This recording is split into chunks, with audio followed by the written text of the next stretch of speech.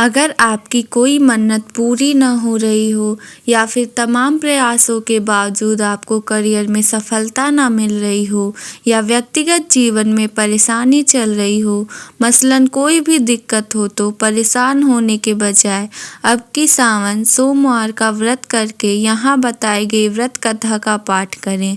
मान्यता है कि सावन सोमवार के दिन अगर व्रत रखकर इस कथा का पाठ किया जाए तो जातकों की मनचाही मुराद पूरी हो जाती है। एक साहूकार था जो भगवान शिव का अनन्य भक्त था। उसके पास धन धान्य किसी भी चीज की कमी नहीं थी, लेकिन उसकी कोई संतान नहीं थी और वह इसी कामना को लेकर रोज शिव जी के मंदिर जाकर दीपक जलाता था। उसके इस भक्ति भाव को देखकर एक दिन माता पार्वती ने शिव जी से कहा कि प्रभु, यह साहूकार आपका अनन्य भक्त है, इसको किसी बात का कष्ट हो तो आप उसे अवश्य दूर करें। शिव जी बोले कि हे पार्वती, इस साहूकार के पास पुत्र नहीं है, यह इसी से दुखी रहता है। माता पार्वती कहती हैं कि हे ईश्वर, कृपा करके इसे पुत्र का वरदान दे दीजिए। तब भोलेनाथ ने कहा कि हे पार्वती, साहूकार के भाग्य में पुत्र का योग नहीं है। ऐसे में अगर इसे पुत्र प्राप्ति का वरदान मिल भी गया तो वह 12 वर्ष की आयु तक ही जीवित रहेगा। यह सुनने के बाद माता पार्वती ने कहा कि हे प्रभु, आपको इस साहूकार को पुत्र का वर देना ही होगा, अन्यथा भक्त क्यों आपकी सेवा पूजना करेंगे। माता के बार बार कहने से भोलेनाथ ने साहूकार को पुत्र का वरदान दिया, लेकिन यह भी कहा कि वह केवल 12 वर्ष तक ही जीवित रहेगा। साहूकार यह सारी बातें सुन रहा था, इसीलिए उसे न तो खुशी हुई और न ही दुख। वह पहले की तरह ही भोलेनाथ की पूजा अर्चना करता रहा। उधर सेठानी गर्भवती हुई और 9वें महीने उसे सुंदर बालक की प्राप्ति हुई। परिवार में खूब हर्षोल्लास मनाया गया, लेकिन साहूकार पहले की तरह ही रहा और उसने बालक की 12 वर्ष की आयु का जिक्र किसी से भी नहीं किया। जब बालक 11 वर्ष की आयु का हो गया तो एक दिन साहूकार की सेठानी ने बालक के विवाह के लिए कहा। साहूकार ने कहा कि वह अभी बालक को पढ़ने के लिए काशी जी भेजेगा। इसके बाद उसने बालक के मामा जी को बुलाया और कहा कि इसे काशी पढ़ने के लिए ले जाओ और रास्ते में जिस भी स्थान पर रुकना, वहाँ यज्ञ करते और ब्राह्मणों को भोजन कराते हुए आगे बढ़ना। उन्होंने इसी तरह करते हुए रास्ते का गुजारा किया। वहीं रास्ते में एक राजकुमारी का विवाह हो रहा था। जिससे राजकुमारी का विवाह होना था वह एक आँख से काना था। तो उसके पिता ने जब अति सुंदर साहूकार के बेटे को देखा तो उनके मन में आया कि क्यों न इसे ही घोड़ी पर बिठाकर शादी के सारे कार्य संपन्न करा लिए जाएं।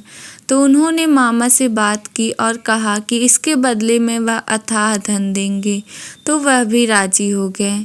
इसके बाद साहूकार का बेटा विवाह की बेदी पर बैठा और जब विवाह कार्य संपन्न हो गए तो जाने से पहले उसने राजकुमारी की चुनरी के पल्ले पर लिखा कि तेरा विवाह तो मेरे साथ हुआ, लेकिन जिस राजकुमार के साथ भेजेंगे वह तो एक आँख का काना है। इसके बाद वह अपने मामा के साथ काशी के लिए चला गया। उधर जब राजकुमारी ने अपनी चुनरी पर यह लिखा हुआ पाया तो उसने राजकुमार के साथ जाने से मना कर दिया। तो राजा ने भी अपनी पुत्री को बारात के साथ विदा नहीं किया। बारात वापस लौट गई। उधर मामा और भांजे काशी जी पहुंच गए। एक दिन जब मामा ने यज्ञ रखा था, भांजा बहुत देर तक बाहर नहीं आया तो मामा ने अंदर जाकर देखा तो भांजे के प्राण निकल चुके थे। वह बहुत परेशान हुए, लेकिन सोचा कि अभी रोना पीटना मचाया तो ब्राह्मण चले जाएंगे और यज्ञ का कार्य अधूरा रह जाएगा। जब यज्ञ संपन्न हुआ तो मामा ने रोना पीटना शुरू किया। उसी समय शिव पार्वती उधर से जा रहे थे तो माता पार्वती ने शिव जी से पूछा कि हे प्रभु, ये कौन रो रहा है। तभी उन्हें पता चलता है कि यह तो भोलेनाथ का के आशीर्वाद से जन्मा साहूकार का पुत्र है। तब माता पार्वती कहती हैं कि हे स्वामी, इसे जीवित कर दें, अन्यथा रोते रोते इसके माता पिता के प्राण निकल जाएंगे। तब भोलेनाथ ने कहा कि हे पार्वती, इसकी आयु इतनी ही थी, सो वह भोग चुका है। लेकिन माँ के बार बार आग्रह करने पर भोलेनाथ ने उसे जीवित कर दिया।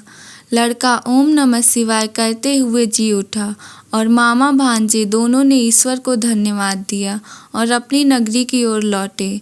रास्ते में वही नगर पड़ा और राजकुमारी ने उन्हें पहचान लिया। तब राजा ने राजकुमार को साहूकार के बेटे के साथ बहुत सारे धन धान्य के साथ विदा किया। उधर साहूकार और उसकी पत्नी छत पर बैठे थे।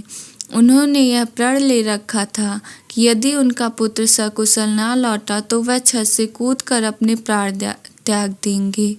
तभी लड़के के मामा ने आकर साहूकार के बेटे और बहू के आने का समाचार सुनाया, लेकिन वे नहीं माने तो मामा ने शपथ पूर्वक कहा। तब तो दोनों को विश्वास हो गया और दोनों ने अपने बेटे बहू का स्वागत किया। उसी साहूकार को स्वप्न में शिव जी ने दर्शन दिया और कहा कि तुम्हारे पूजन से मैं प्रसन्न हुआ। इसी प्रकार जो भी व्यक्ति इस कथा को पढ़ेगा या सुनेगा उसके समस्त दुख दूर हो जाएंगे और मनोवांछित सभी कामनाओं की पूर्ति होगी। बोलो ओम नमः शिवाय।